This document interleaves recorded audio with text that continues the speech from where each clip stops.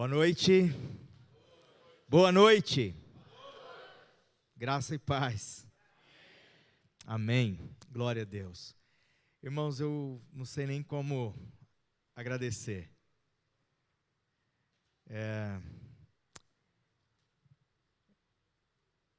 A gente fica pensando um pouco de como as coisas acontecem, como elas são, o que elas se tornam. A gente não tem ideia. O irmão Lauro, ali, o falecido irmão João Bezerra e alguns outros que iniciaram esse trabalho também não tinham dimensão do que Deus iria fazer. Eu vi aqui 35 anos e perguntei para o pastor, 35 anos de emancipação, mas talvez ela já tenha quase 50 de história, né? De fundação.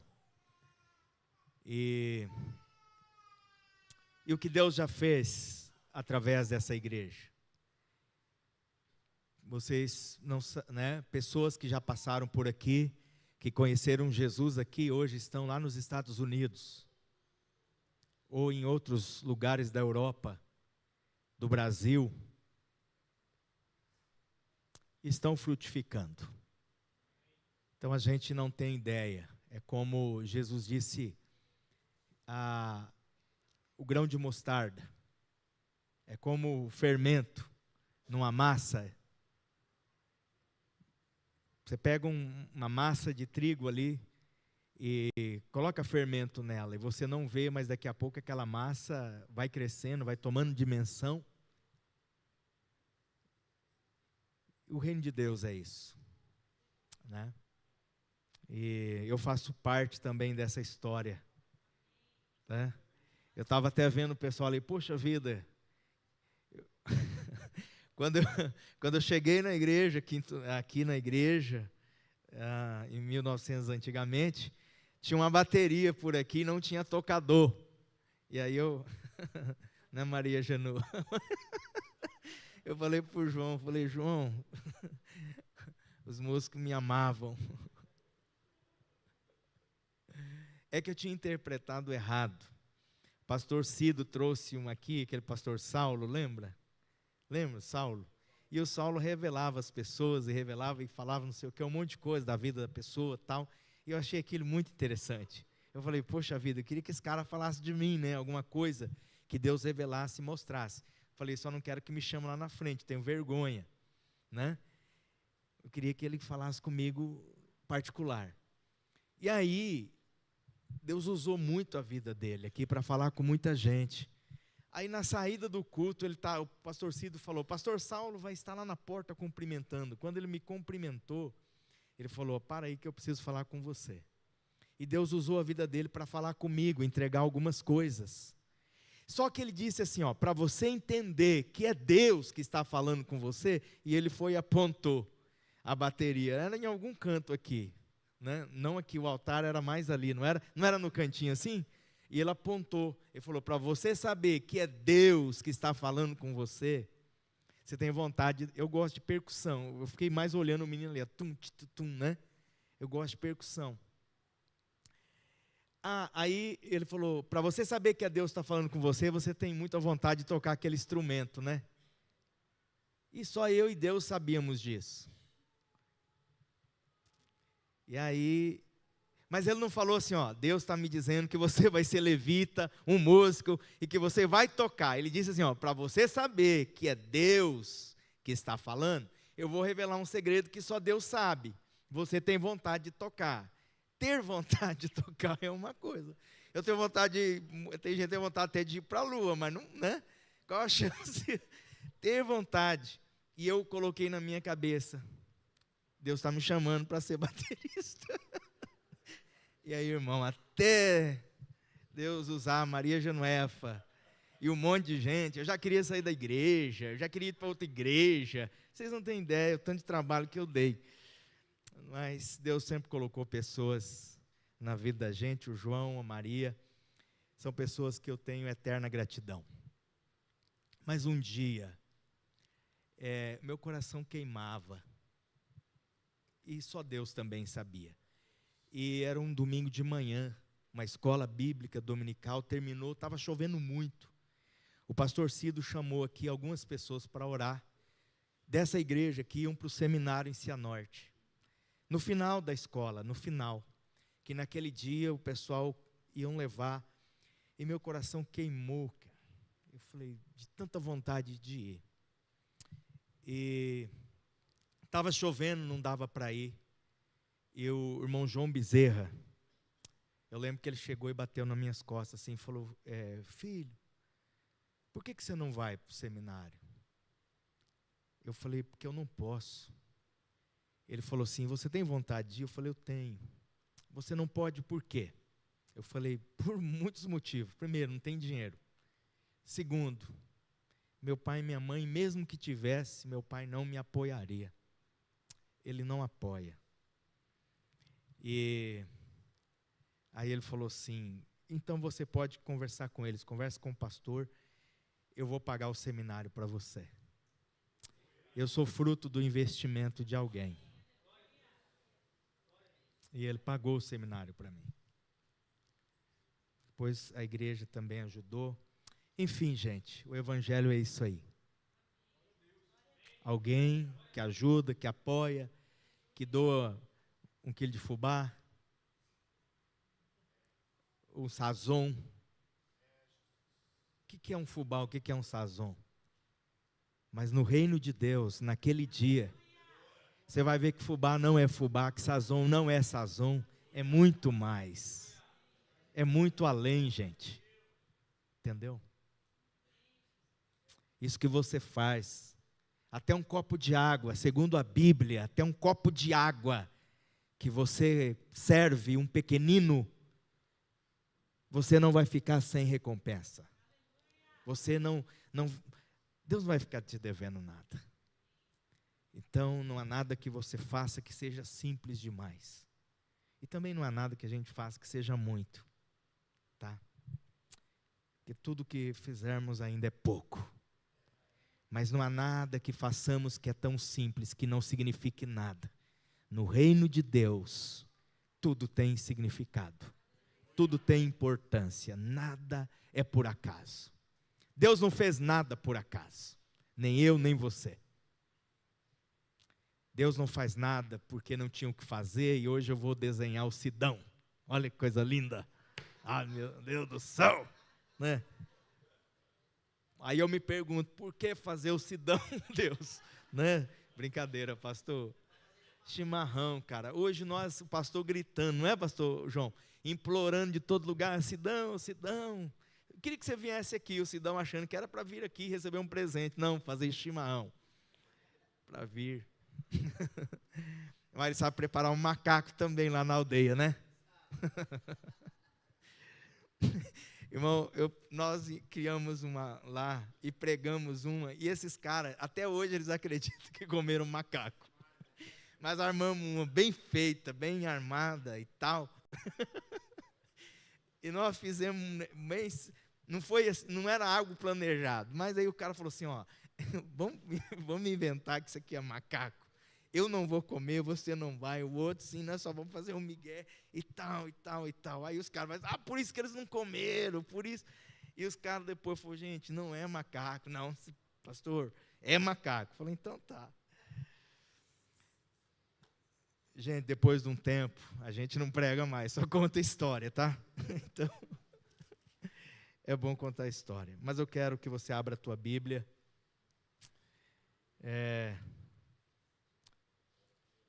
No Evangelho de Lucas, capítulo 10, eu aproveitei essa vinda e dei uma passadinha, fiquei 3 dias com a minha filha, ela está mais velha ali em Joinville. E eu fiquei lá quarta, quinta e sexta. Ontem com ela, e ontem à noite eu peguei um ônibus lá em Joinville, tirei num sono só, até Campo Mourão. E a Eliane, minha esposa, esteve com ela ali agora em outubro, mas hoje ela não pôde vir, ela está lá em Vitória. Hoje está acontecendo um grande congresso profético lá em Vitória, do Vitor Hugo, e um grupo nosso, inclusive ela, ganhou esse pacote de uma amiga lá, de uma irmã da igreja, E eles estão lá em Vitória, lá no Espírito Santo. É isso aí. Lucas capítulo 10, versículo 25, a parábola do bom samaritano. E eu quero começar compartilhando com você. Eis que um certo homem, intérprete da lei, eu vou pôr no telão aqui. Certa ocasião, um perito da lei, um intérprete, um perito, alguém que tinha profundo conhecimento da lei, um perito, um intérprete, levantou-se para pôr Jesus à prova e lhe perguntou: mestre, que farei para herdar a vida eterna? Você já fez essa pergunta? O que eu preciso fazer para herdar a vida eterna? É uma pergunta interessante. É uma pergunta que a gente precisa fazer. O que eu preciso fazer? E mais, o que eu estou fazendo me garante a vida eterna? Eu estou fazendo o que precisa ser feito, eu fiz e estou fazendo o que precisa ser feito para herdar a vida eterna? Pode seguir. O que está escrito na lei? Jesus respondeu: como que você interpreta sendo um perito? E ele respondeu: na lei está escrito: ame ao Senhor, o seu Deus, com todo o seu coração, com toda a sua alma, com todas as suas forças, com todo o seu entendimento, com todo o seu recurso. Não tem recurso ali. E ame ao seu próximo como a você mesmo. Ele era um perito da lei, ele pegou o resumo do resumo do resumo. Toda a lei e os profetas, juntando tudo, se você praticar isso aqui, você cumpre toda a lei. Toda. Talvez quase 1000 leis. Entre leis morais, espirituais, jurídicas, enfim. Nisso se resume: ame ao Senhor seu Deus, com todo o seu coração. Coração é uma coisa, alma é outra. Com toda a sua alma, com todas as suas forças. Forças em todos os aspectos, com todas as suas forças. Força física, força de influência, força econômica, força. Tenho força de fazer tal coisa. Posso fazer tal coisa? Não posso? Pode seguir, por favor. Próximo. Jesus disse: você respondeu muito bem. Faça.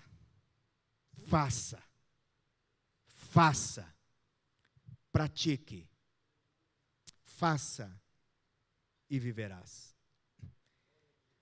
Quinta-feira minha filha falou: pai, tem um filme que estreia hoje no cinema, eu acho que o senhor ia gostar de assistir. O senhor não quer ir? Vamos. E nós fomos assistir o filme, lançou agora. Você que assistiu a Forja lá nos trailers lá mostrava. Chama O Som da Esperança. Conta a história de uma igreja, de uma cidade do Texas, Possums Truth. Uma pequena cidade e uma pequena igreja, que Deus despertou a esposa desse pastor.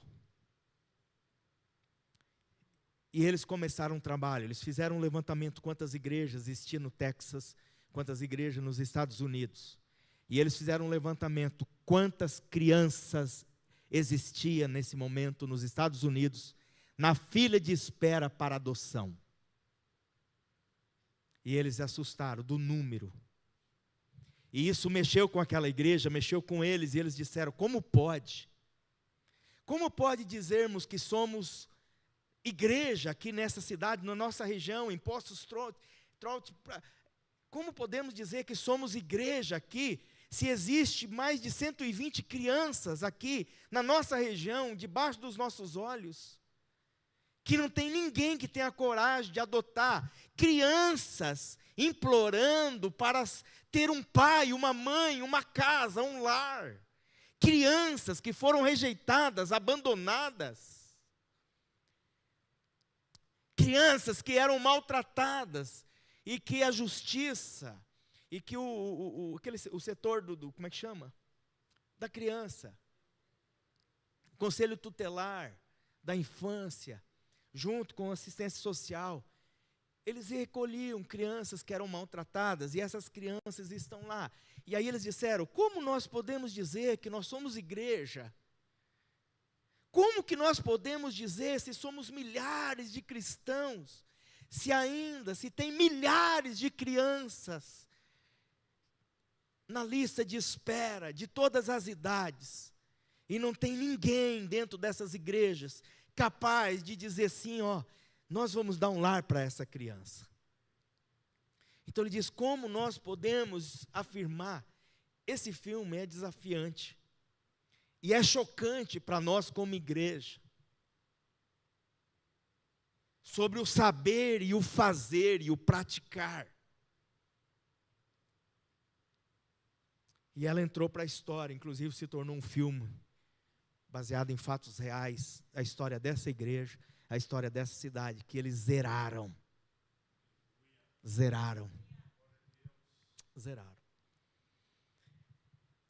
Então, e eles fazem um apelo, esse casal de pastores, já bem idosos, eles fazem esse apelo no final, para a gente como igreja atentar para certos detalhes da nossa sociedade, e dizendo como Estados Unidos, um país evangélico, com igrejas enormes, igrejas.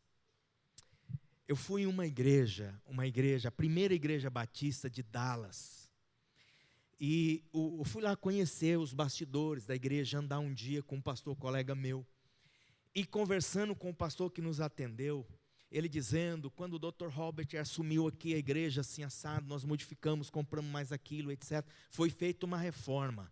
A reforma dessa igreja custou $50 milhões, mais de 250 milhões de reais hoje. A reforma da igreja, que tiveram que comprar um terreno, tinha um prédio no terreno, eles implodiram o prédio, assim, sabe, implode assim, enfim. E o pastor disse que o pastor fez uma reunião com a liderança da igreja, com o pessoal, depois de fazer todo o projeto, fazer os levantamentos, etc., tudo certinho, ele fez uma reunião com o conselho deles lá, com toda a liderança, dizendo, o projeto vai custar isso, assim, assim, assado, etc., etc. Um irmão levantou, fez o cheque, falou, está aqui, $50 milhões. Isso é o que a minha família pode fazer, por tanto que Deus já fez pela minha família, pela minha casa, pelo que essa igreja representa. Aí o pastor pegou aquele cheque de 50 milhões, na reunião, ele falou, não, eu só vim apresentar para vocês, eu preciso levar para a igreja.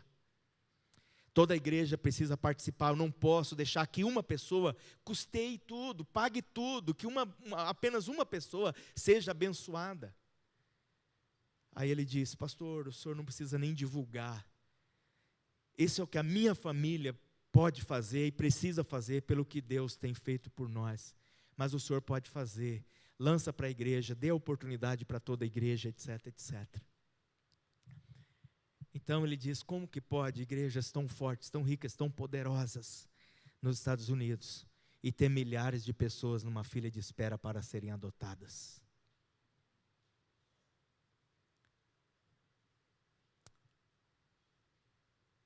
Uma distância entre o saber, o conhecer e o faça e viverás. Vida eterna não é o quanto você sabe, é o que você faz. O que farei para herdar a vida eterna? Não é o que eu preciso saber apenas. Não basta saber. Saber é importante. Mas o fazer é melhor, é mais importante ainda. Faça e viverás. Pode seguir o texto, por favor. Ele, porém, queria se justificar e perguntou a Jesus, mas quem é o meu próximo? Em resposta, Jesus disse, um homem descia de Jerusalém para Jericó, quando caiu nas mãos dos assaltantes. Estes lhes tiraram as roupas, espancaram-no e se foram, deixando-o quase morto entre a vida e a morte. próximo. Coincidentemente, um sacerdote descia por aquela estrada e, tendo visto o homem, passou pelo outro lado, cortou volta. Da mesma forma, um levita chegou àquele lugar e viu o cara entre a vida e a morte, mas cortou volta, deu volta por outro lado. Mas um samaritano, estando de viagem, chegou onde se encontrava o homem, e quando viu, teve piedade dele. Ele se aproximou, enfaixou as suas feridas, depois de derramar vinho e óleo nelas, então colocou sobre o seu próprio animal e o levou para uma hospedaria e cuidou dele. No dia seguinte, deu 2 denários ao hospedeiro e lhe disse: cuide dele. Quando eu voltar, pagarei todas as despesas que você tiver a mais. Quando eu voltar, cuide dele. Gasta o que tiver que gastar com ele, porque quando eu voltar, eu acerto tudo. Quando eu voltar. Quando eu voltar, você vai ter a sua recompensa. Você vai ver que sazon não é sazon, que abóbora não é abóbora, também não é picanha. Mas você vai ver que fubá não é fubá. E nem costelinha de porco é costelinha de porco. Tá, Dom Reginaldo? Quando ele voltar, quando eu voltar, eu vou pagar tudo. Não vai ser em vão o que você trabalhou, o que você fez. Não foi de graça. Não é de graça. Eu o recompensarei. Mas é quando ele voltar. Sabe o que está acontecendo hoje? O problema é que muitos de nós está agindo, se comportando como que se ele não fosse voltar. Não é se você acredita ou não na volta dele.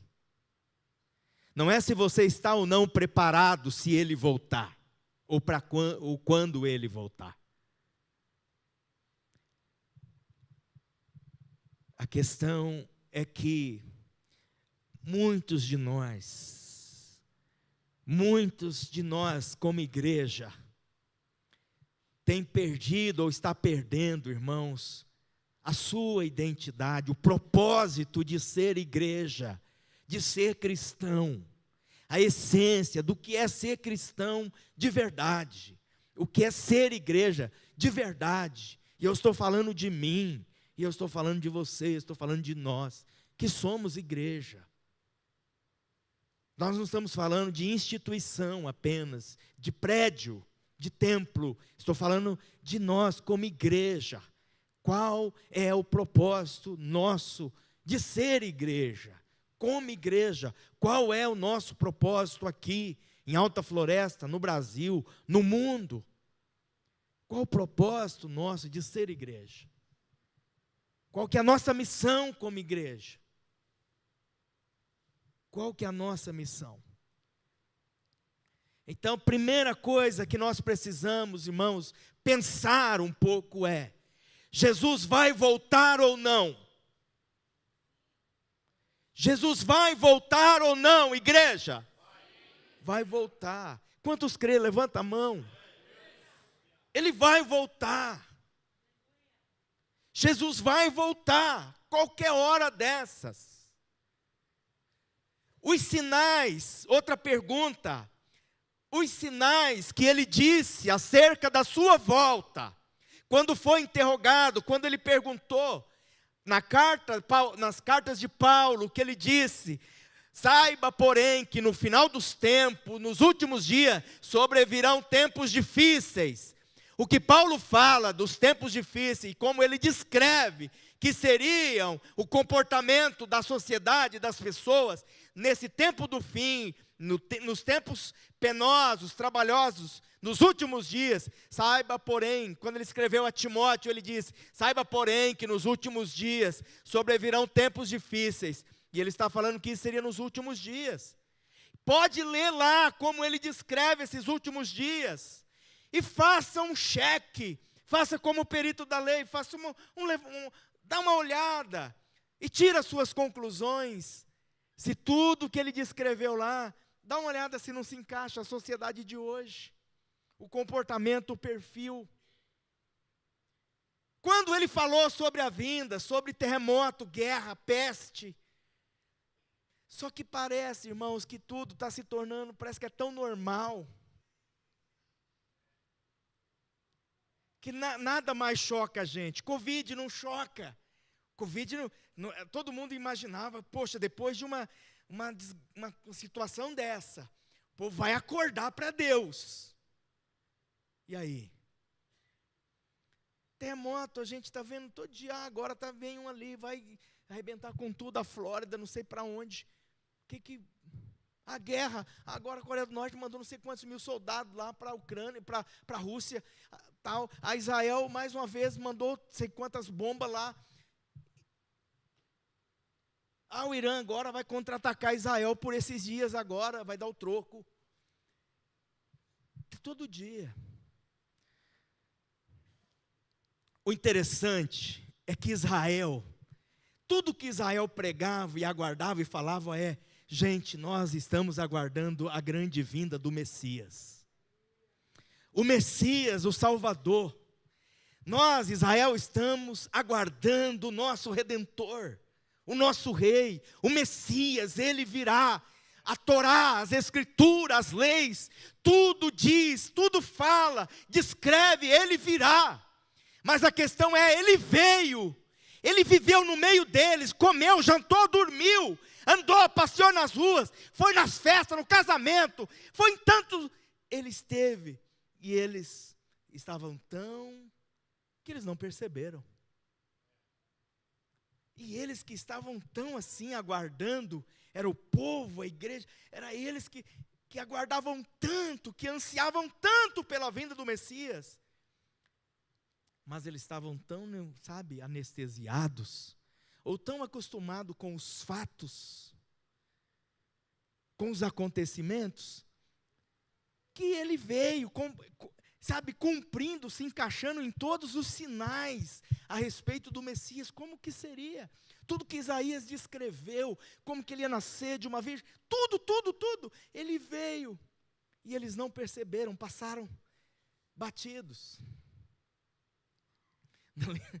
Essa linguagem é só para quem era jogador de baralho, né? Passou batido, lembra? O cara, passou batido com as cartas na mão, né, Gelson?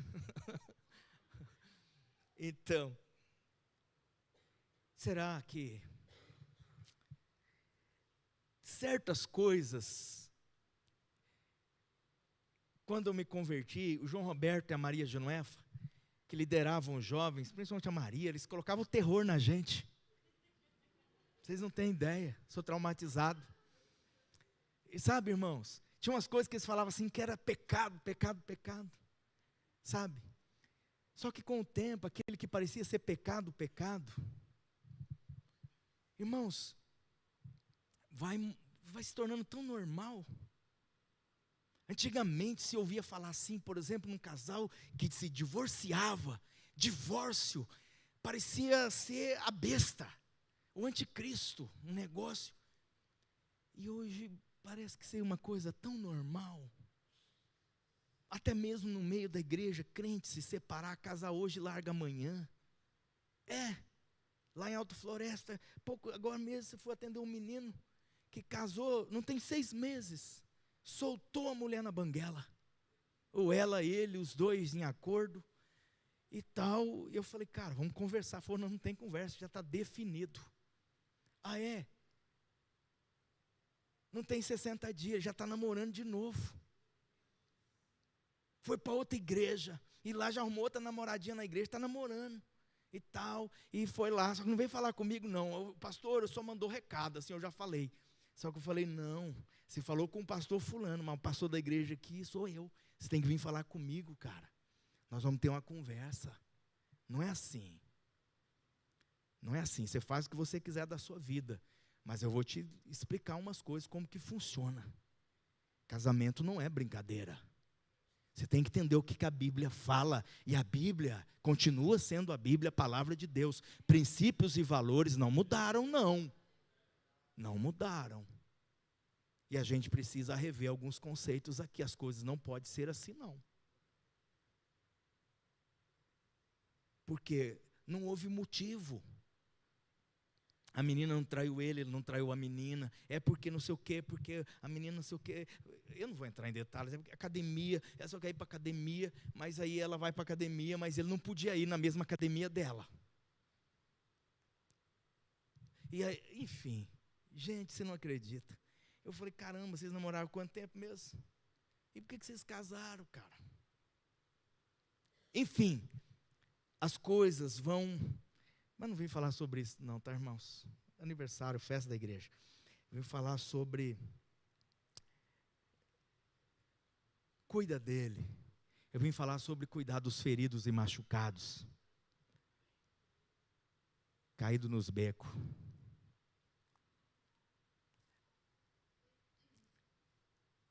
Eu vim falar sobre o fazer. O bom samaritano aqui, a gente sabe que ele representa Jesus. Ele é o bom samaritano. Essa é a figura dele. É o retrato dele. E eu queria que você soubesse que ele vai voltar. 1 Coríntios 15, 58, se você puder colocar ali na tela. 1 Coríntios 15, 58. Ele vai falar...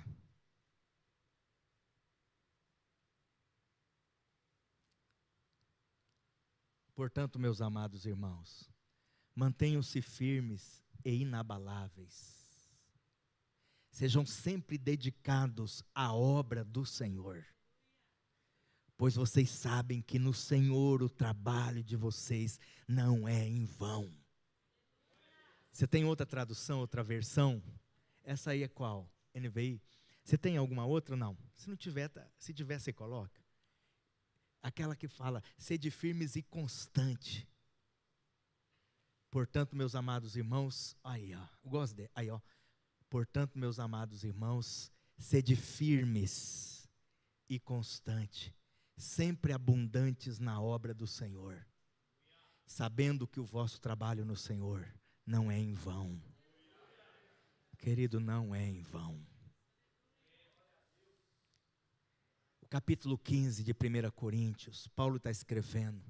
Havia uma discussão muito grande entre os filósofos. Tem vida depois da morte? Morreu, acabou? Tem ressurreição? Não tem. Paulo está escrevendo uma carta para a Grécia, para a igreja na Grécia, em Corinto. Onde haviam muito esse questionamento. Morreu, acabou. Muita gente, morreu, acabou. Não existe vida após morte. Havia essa discussão, era um tema de muita relevância, discutido entre os maiores pensadores, os maiores filósofos gregos, sobre essa questão, sobre a vida eterna. Morreu, acabou, não acabou, a ressurreição. O capítulo 15, quando Paulo escreve aos Coríntios essa carta, o capítulo 15, ele está provando do começo ao fim sobre arrebatamento, sobre transformação, sobre ressurreição. Ele falando, irmãos, se a nossa esperança em Cristo é somente nessa vida, então nós somos um bando de desgraçados, os mais infelizes da terra. Nossa vida é vazia, sem sentido, morreu, acabou. Aí ele vai mostrando, mas não tem, ele falou, não é assim não, meu amigo. No momento, não abrir e fechar de olhos, quando a trombeta tocar, e ela vai soar, o mortal vai se revestir da imortalidade. O corruptível vai se revestir da incorruptibilidade. E aqueles que morreram em Cristo ressurgirão primeiro. E depois nós, os que estivermos vivos, seremos transformados e arrebatados. E encontraremos o Senhor para sempre. Ele disse, capítulo 15, ele está montando a sua tese de defesa, provando para os irmãos da igreja. Fala, irmãos, existe vida depois da morte, ressurreição, vida eterna. Vida eterna. Ressurreição. E aí ele conclui, portanto, se a vida é passageira, mas ela aqui na terra, ela é passageira, Mas existe vida eterna, ressurreição. E lá ele pergunta, mas com que corpo que nós vamos ressuscitar? Como que vai ser esse processo? Ele explica tudo lá no capítulo 15. Como que é o processo da ressurreição? Ele diz, já que nós sabemos, querido, que essa vida aqui, ela vai passar, e nós iremos para uma outra, e vamos ter que prestar contas dela. Ele disse, então, há uma coisa que a gente, portanto, já que é assim, já que a vida que está passando, ela é passageira, mas ela continua lá, e a gente vai dar sequência, continuidade, e o que fazemos aqui vai reverberar, vai repercutir, o que fazemos aqui vai refletir em toda a eternidade. O sazon vai refletir em salvação de vida. Um sazon pode salvar uma alma. Ele disse, já que é assim, portanto, se é assim que é e será, então ele disse, eu tenho um recado para dizer para vocês. Sejam firmes. Sejam firmes. Sejam constantes. Sejam firmes, inabaláveis. Ele disse, olha, nada pode te abalar. Não deixe de fazer a obra de Deus. Não deixe de servir por nada. E sirva, porque não pela recompensa aqui, não por um muito obrigado, por um elogio, ou não por uma retribuição financeira. Não sirva apenas por questões assim. Sirva, sabendo que a sua recompensa é quando Ele voltar. A sua recompensa, o seu galardão não é aqui. Por mais que alguém queira, por mais que alguém tenha condições de te recompensar, de te retribuir, talvez ele nunca, por mais que queira, vai conseguir te retribuir à altura. Mas Ele vai te recompensar à altura. Ele vai te recompensar de verdade. Sede firme. Não se abale porque alguém não reconheceu. Ingratidão, meu Deus do céu, gente. Não fique, pelo amor de Deus, magoado ou chateado, preso por negócio de ingratidão, porque fulano, ingrato. Pelo amor de Deus, gente. Não é a homens que você está servindo. Não é a homens, é a Ele que você está servindo. Colossenses 3, 23, sede firmes e constante. Constante é constante, sem parar, sem pausa, não é? Constante, constante é não pare. Eu já servi, barbaridade, servo aqui. Quantos anos, irmão Lauro, servi nessa causa? O senhor lembra? Ele não lembra, né? Não ouve, né? Mas tem bastante tempo. Maria Genoefa, você que pisou na laminha ali, na lama do dilúvio ali, da arca. Você? Irmão, já servi há 40 anos. Dei conta até de cuidar do Amarildo. Meu galardão já é grande demais. É que não vai ter o quarto trono, viu, Maria? Eu já fiz bastante. Será, Maria? Desculpa, Maria, não é indireta não, tá? Mas eu só estou utilizando pessoas que já servem há tantos anos e continuam servindo. Seja constante. Se você puder fazer um pouquinho mais, talvez esse pouquinho mais vai ser alguém, vai ser uma alma menos no inferno e uma mais no céu. Talvez você não consiga mudar o mundo. Você não vai conseguir mudar o mundo inteiro, mas se você mudar o mundo de uma pessoa, para ela, você vai ser a coisa mais importante da terra.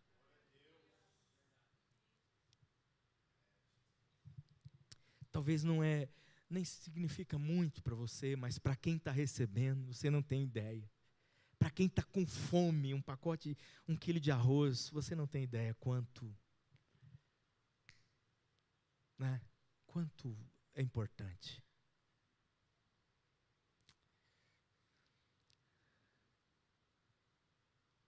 Firmes e constantes, sempre abundantes. Abundante, o que é abundante? além. Faça mais. Ser abundante é fazer mais do que necessário.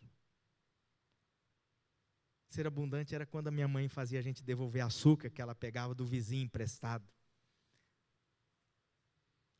E ela enchia a caneca, a vasilha, que não tinha tapuér, tá? Era caneca mesmo, de alumínio. Eles enchiam, e aí ela enchia até a tampa. É porque quando a gente pegava do vizinho, vinha cheio também. Só que da casa do vizinho até em casa, a gente dava umas lambidas no açúcar. Gente, porque era o único doce que a gente tinha na vida, não era paçoquinha não, tá? O único doce era açúcar. E a gente dava umas lambidinhas no açúcar, escondido. Ela chegava, talvez olhava, estava voltando um pouquinho assim na xícara. Aí ela mandava transbordando, só que chegava também lá na medida. A gente não deixava chegar transbordando para não derramar, dava uma nivelada. Ainda bem que ninguém sabia que era com a língua.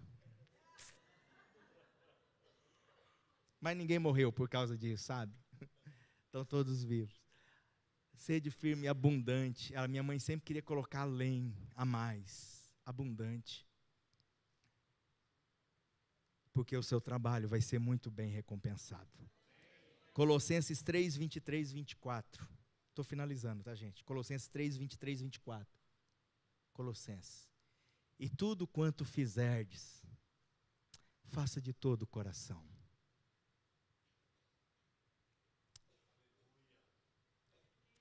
Querido, é ao Senhor que você está servindo.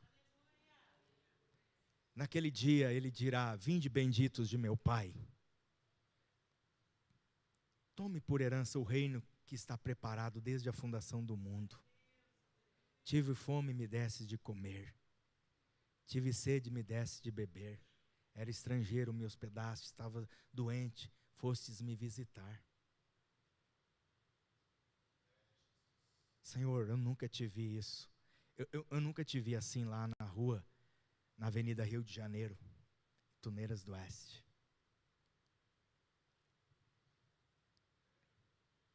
Aí ele vai dizer assim, aquele sazon.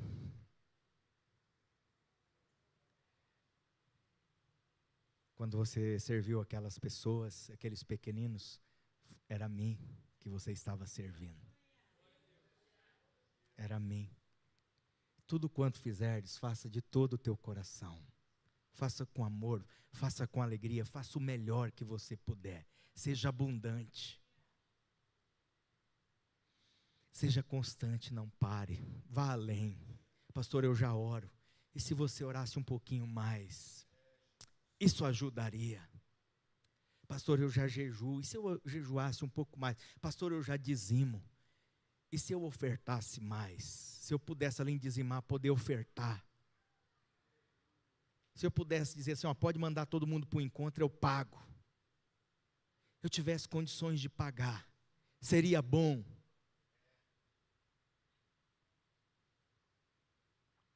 E tudo quanto fizerdes, fazer de todo o coração, como ao Senhor e não aos homens, sabendo que recebereis do Senhor. Irmão, você sabe a quem você está servindo. Você sabe que Ele é fiel, Ele não vai te enganar. Você sabe que não é promessa política, não é promessa de palanque, não é promessa de homem para arrancar teu voto. Você sabe que quem prometeu é fiel para cumprir. Ele não vai ficar te devendo nada. Ele vai te recompensar. E não é com coisas banais e passageiras. É para toda a eternidade. É para todo sempre.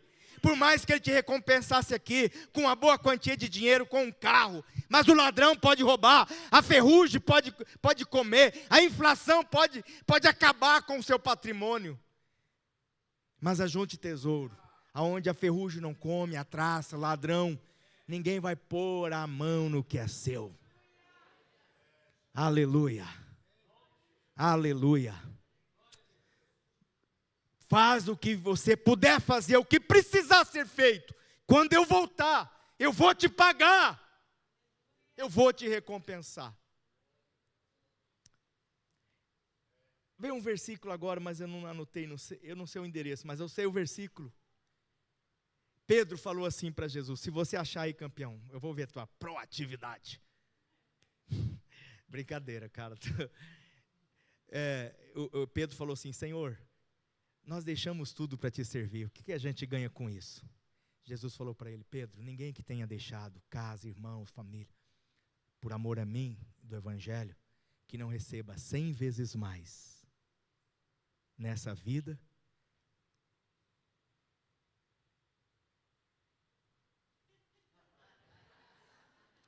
Quem que está ali no comando? Olha o tamanho daquela criança, irmão. Um rapaz, filho do pastor Elias. Eita, cara, ó.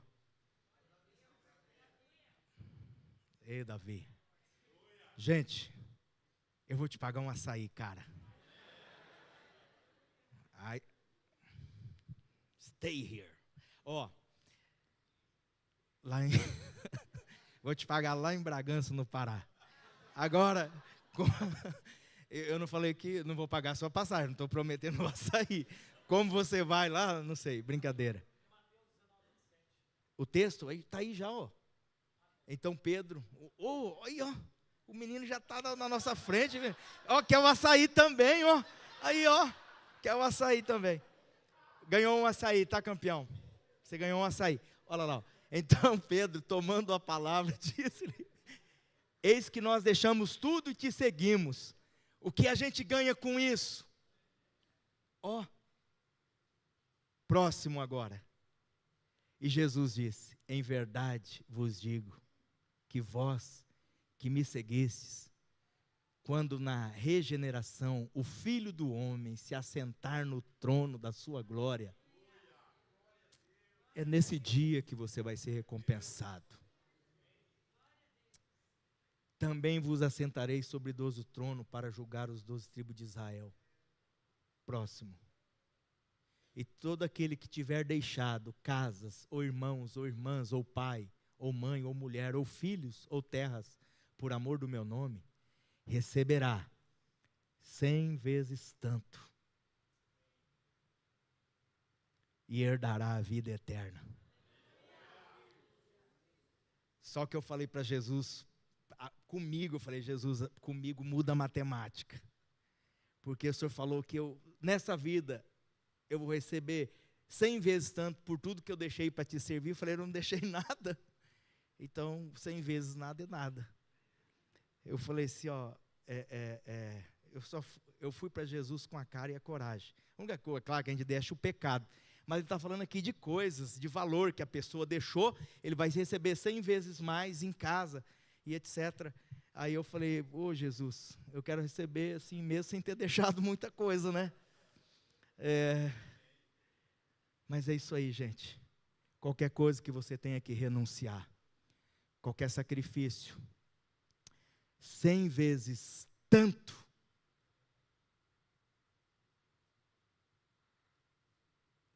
tem mais para frente ali, né? 100 vezes tanto, 100 vezes mais aqui e no futuro a vida eterna. Em outras palavras, ele está dizendo: ô Pedro, vou ficar devendo nada a ninguém não, fica tranquilo, você será muito, muito bem recompensado.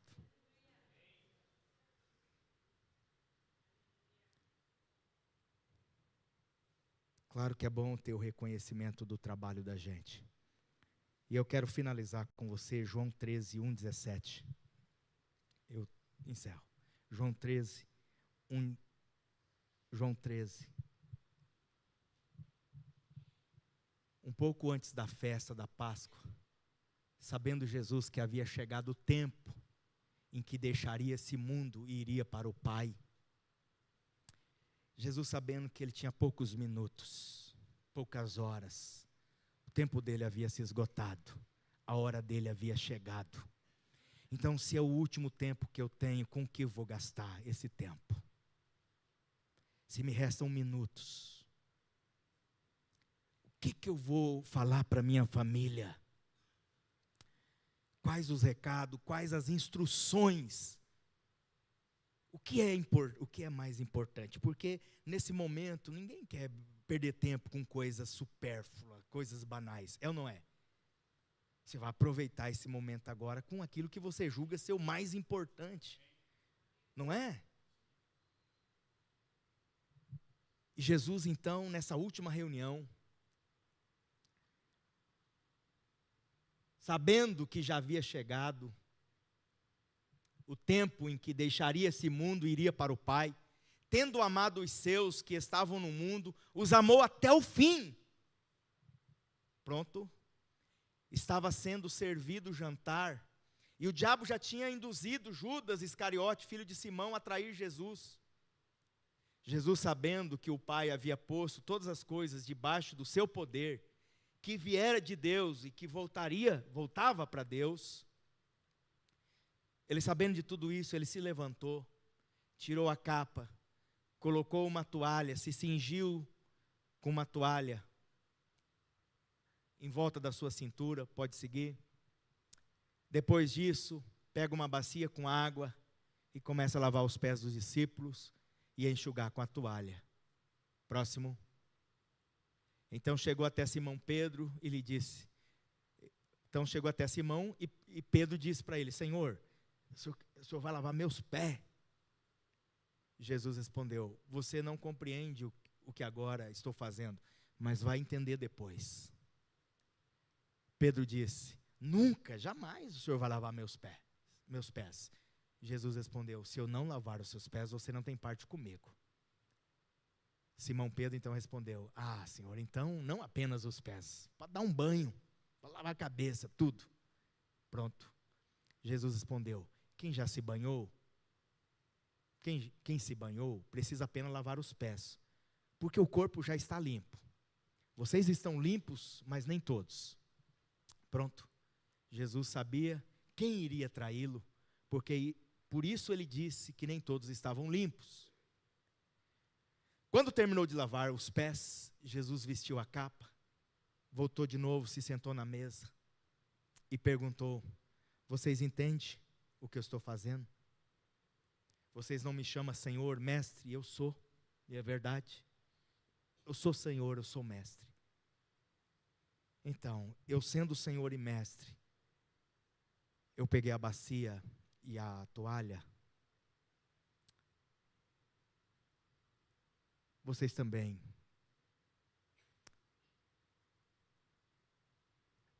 devem fazer o mesmo. Vocês me chamam Mestre e Senhor, e com razão, porque eu sou. Não é? Pois bem, eu sendo Senhor e Mestre de vocês, lavei os pés de vocês. Então vocês também devem lavar os pés uns dos outros. Eu dei o exemplo, para que como eu fiz, também o façam. Nós temos o exemplo para seguir, gente. O cristão, ele tem o exemplo de Cristo para seguir. Jesus gasta seu último minuto de vida, a sua reunião final, porque eu entendo que ele entendia que esse assunto de servir era a coisa mais importante, o tema mais importante a ser tratado dentro da vida cristã, dentro da igreja. Ele não falou sobre outros assuntos, não que outros assuntos não sejam relevantes também. Muitos, ele falou sobre muitos, mas ele gasta sabendo que a hora dele chegou, e ele tem essa oportunidade, e ele precisa reforçar, passar as instruções, que não podem ser negligenciadas, que não podem ficar para trás, que não podem ser esquecidas, e ele quer fixar, ele quer relembrá-los, ele quer deixar claro, e ele quer mostrar, ele quer fazer isso mostrando, dando exemplo, mostrando como deve ser. E o tema é servir. Ele diz, porque é o seguinte, eu dei o exemplo, próximo versículo, próximo. Em verdade lhes digo que nenhum escravo é maior do que seu senhor, nenhum enviado é maior de quem o enviou. Agora que vocês sabem essas coisas, não basta saber, bem-aventurados serão se os praticarem. Próximo. E aí, ele vai concluir dizendo, próximo versículo, Próximo. Estou dizendo essas coisas antes que aconteça, para depois que acontecer vocês acreditar. Pode seguir. Em verdade lhes digo, que quem recebe aquele que enviar a mim, pode seguir. Próximo. Enfim, Jesus estava dizendo que no reino dele, o maior serve o menor. Que aquele que tem, ajuda o que não tem. Que o forte ajuda o fraco. Que o grande ajuda o pequeno. É o inverso. Quando pediram para Jesus, Senhor, queremos que no teu reino, o Senhor ceda para nós a poltrona direita e a esquerda, para mim e para o meu irmão. Entendeu? Aí Jesus disse para eles,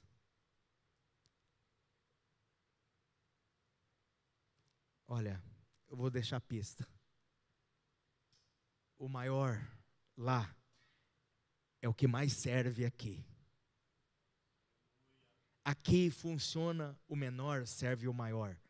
Mas no reino de Deus, o maior não é quem é servido, é quem serve. Maior não é você, que ao descer do seu carro, alguém vai lá com a guarda-chuva sobre a sua cabeça. Ele não está fazendo, o maior não é você, por isso que ele está fazendo isso com você. O maior é ele, no reino do céu, que está fazendo isso por você. Maior no reino de Deus, não é quem é servido, é quem serve. Quem mais serve, Jesus disse, aqui é o seguinte, quem mais serve aqui, maior lá. Você quer ser grande aqui ou grande lá? Você quer ser reconhecido, visto aqui ou lá? Ah, pastor, o bom mesmo é os dois, aqui e lá. Porque faz bem para o meu ego. Senão eu fico chateado. Senão eu paro. Não faço mais. Fiz uma costelinha, estou brincando, tá? Fiz uma costelinha com tanta, assim, que o pessoal ia me dar nota 1000, ninguém nem falou obrigado, naquele fogo, aquele calor na minha cara. Mas quando você chegar lá, ele fala assim, eita, você fala, meu Deus, se eu soubesse que costelinha ia render tudo isso, eu tinha feito, era costelão, na brasa. Se coloque de pé, igreja. O tema mais importante para Jesus foi, eu preciso ensinar vocês a servir. Eu preciso ensinar, eu preciso que vocês entendam isso. Sirva.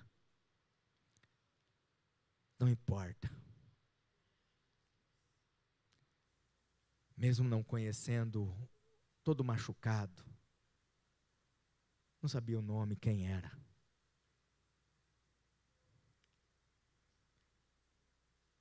Ele cuida. Esse cara talvez não queria poder recompensá-lo, mas ele não fez em virtude disso. Estou fazendo porque eu sei onde ele trabalha, eu sei o que ele faz, eu sei quem ele é, amanhã ele vai me retribuir. Não, não foi assim. Não foi. Não sei quem é. Simplesmente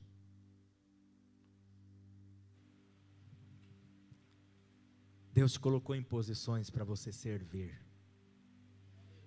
Gênesis 12, quando Deus chamou Abraão, Deus disse, Abraão, eu vou te abençoar, para que você se torne uma bênção. Se tu uma bênção.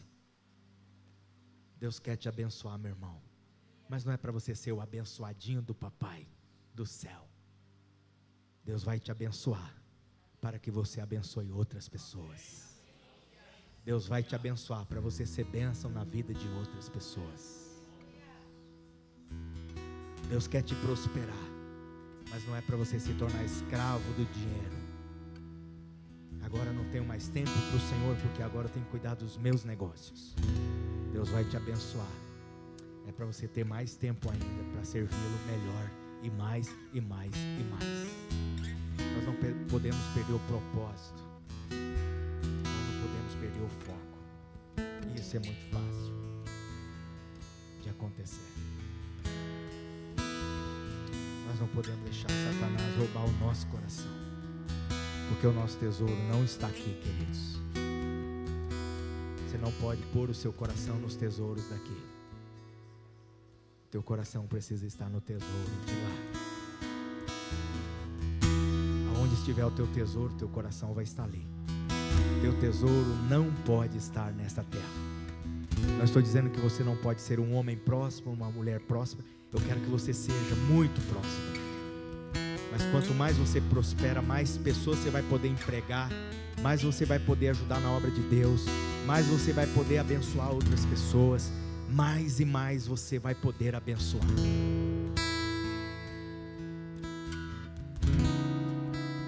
Se você já abençoa, eu quero que Deus te abençoe ainda mais, para você abençoar mais, para você ser abundante, para você fazer com muita alegria.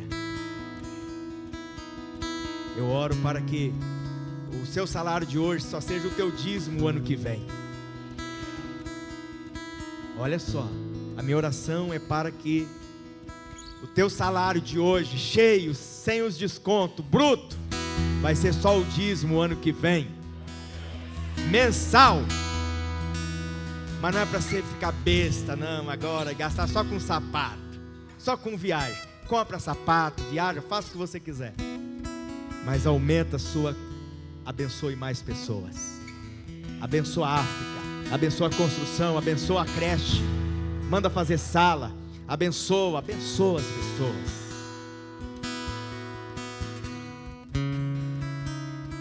Não é só para trocar de carro, não é só para construir uma casa maior. Não tem problema comprar carro, gente, nem construir casa maior. Mas a nossa finalidade em ganhar dinheiro, em trabalhar, não pode ser comprar carro. Eu não quero prosperar na vida simplesmente por causa de casa ou de carro. Eu quero ter casa, eu quero ter carro, mas acima disso eu quero ser um instrumento nas mãos de Deus e poder abençoar, salvar almas, financiar o reino de Deus, o Evangelho, propagar o Evangelho, abençoar as pessoas. É isso. É para isso que a gente precisa lutar e batalhar, não simplesmente para ter as coisas materiais, mas para através dela abençoar as pessoas.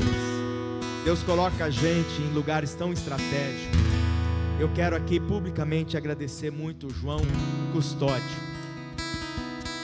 Meu pai, quando descobrimos a situação do meu pai, nós, em momento, a minha irmã era enfermeira como é que é lá de Campinas, aquele lá na Unicamp.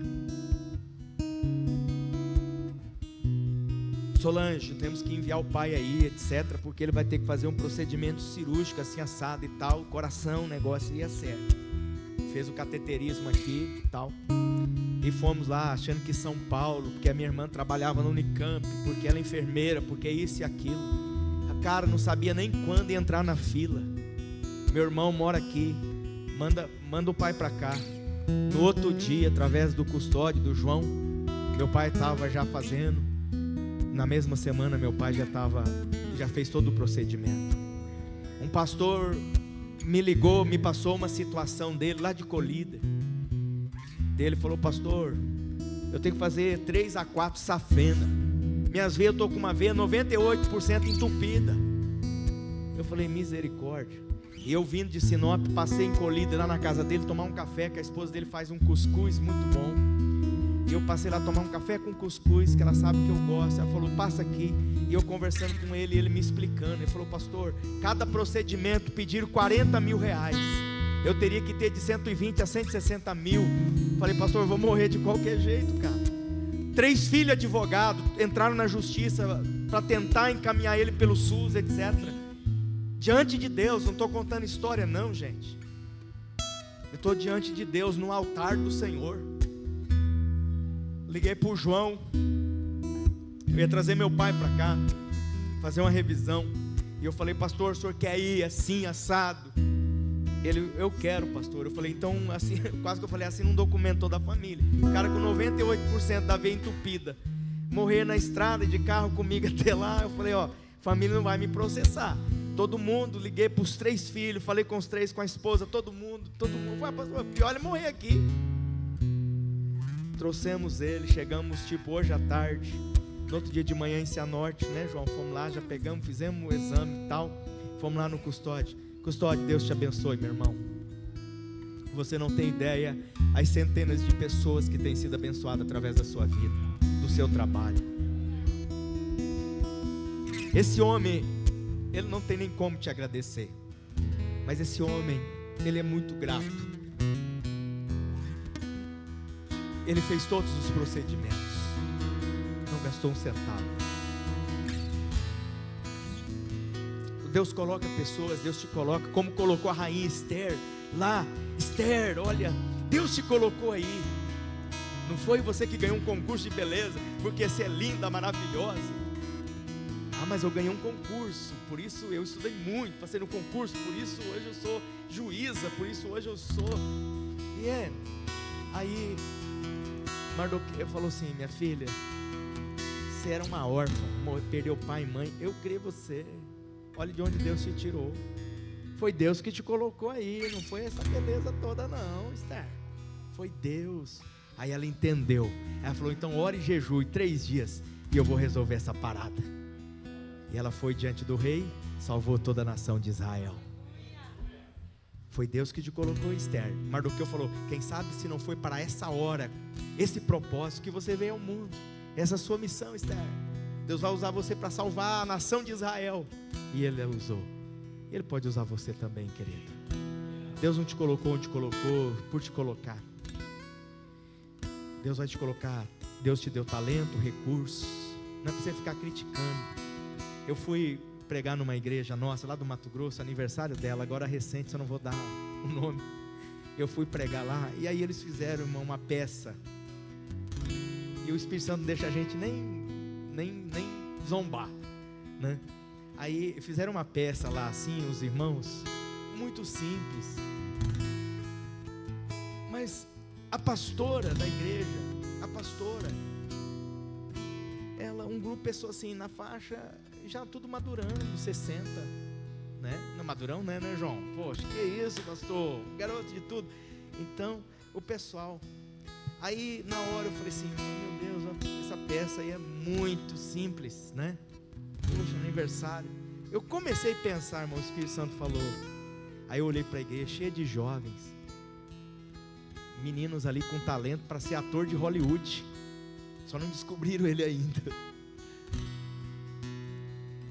Aí ele fala assim: ó, tá vendo? Mas eles têm coragem de fazer. E esse monte de gente fica criticando. Estudou, teve o privilégio, Deus abençoou condições, estudou, Deus colocou num lugar, tem uma mente privilegiada, um talento, tem um dom natural, e só para criticar os outros que estão fazendo, porque não tem coragem de fazer coisa nenhuma e falar mal de quem faz. Aí o Espírito Santo falou: você não sabe fazer nem o que eles estão fazendo, rapaz, cala essa boca. Ainda bem, eu não tinha falado nada, só pensando.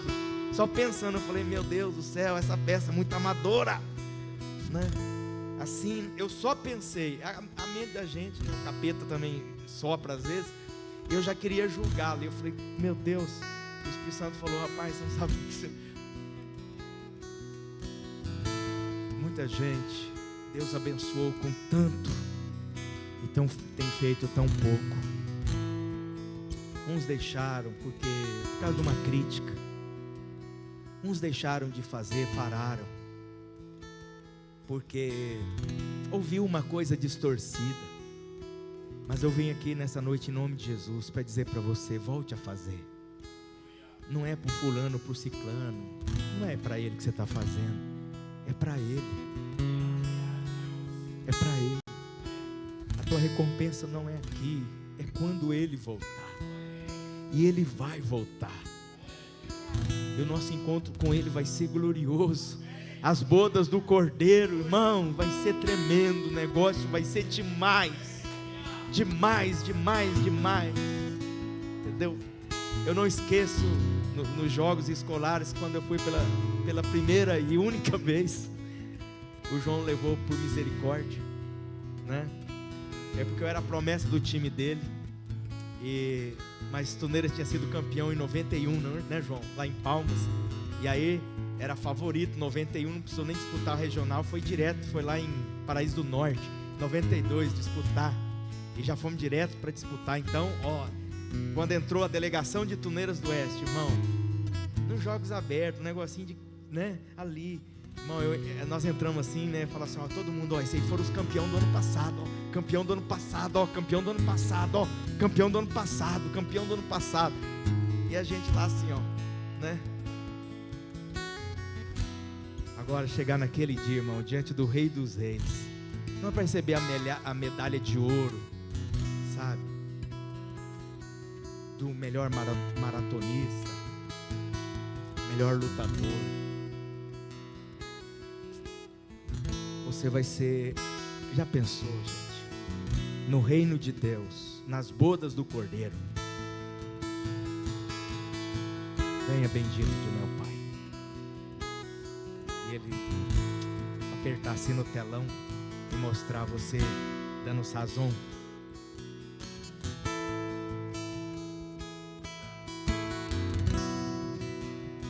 E você vai dizer assim, se eu soubesse, se eu tivesse me atentado, eu tinha feito mais. Quando você olhar a pessoa e ele vir correndo, pular no teu pescoço e dizer, João, obrigado, João, eu não estaria aqui se não fosse você. Onde eu estaria, João? Imagina. Eu não estaria aqui se não fosse você, a sua contribuição. Se não fosse você. Põe a mão no teu coração. Espírito Santo, continua falando a essa igreja. Continua falando conosco, nos despertando, Pai, para a nossa verdadeira missão. Em nome de Jesus, Pai, levanta aqui um exército de homens e mulheres disposta a servir, disposta a trabalhar, ajudar no ministério infantil. Ministério infantil que as pessoas, as lideranças podem dizer, pastor, não sei o que fazer. É tanta gente, pastor, não sabe, é muita gente querendo trabalhar, querendo ajudar no estacionamento. É muita gente se voluntariando, é muita gente se colocando à disposição, é muita gente servindo, é muita gente. O que eu faço? Em nome de Jesus, Senhor, desperta o nosso coração, desperta o coração dessa igreja, coração de servo, coração de serva para servir. Desbloqueia, Pai, desentulha os poços nesta noite, em nome de Jesus. Poços estão sendo desentulhados, em nome de Jesus agora, em nome de Jesus. Poços estão sendo desentulhados. Eu vejo poços sendo desentulhados. Poços. E uma fonte que já jorrou muita água, explodindo, estava entulhado, estava sufocado. Mas o Espírito Santo desentulha esse poço hoje. Esta fonte vai jorrar muita água, vai matar a sede de muita gente. Espírito Santo, desentulha os poços. Em nome de Jesus, destranca, Senhor, destrava o ministério. Em nome de Jesus, quebra toda barreira. Em nome de Jesus, Pai, destrava e abençoa. Em nome de Jesus, esta igreja tem sido uma bênção nesta cidade, Senhor, e que ela se estenda para o mundo afora. Em nome de Jesus, em nome de Jesus, Pai, que em breve o novo templo seja pequeno, que muito em breve, muito mais antes, muito mais cedo, bem antes do que eles imaginam, estará tudo pronto, finalizado. Em nome de Jesus, abençoa, Senhor, e continua abençoando essa igreja. Pastor Maico, pastora Juliana, toda a equipe pastoral, pastor Robson, pastor João, pastor Cido, toda a liderança dessa igreja seja cada vez mais abençoada, seja recompensada, não só aqui nessa vida, mas principalmente no dia que o Senhor voltar. Quando eu voltar, eu vou te pagar. Que Deus abençoe, pastor.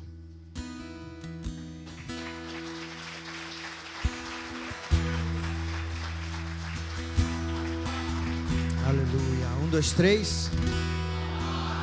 Glória a Deus. Deus abençoe, pastor.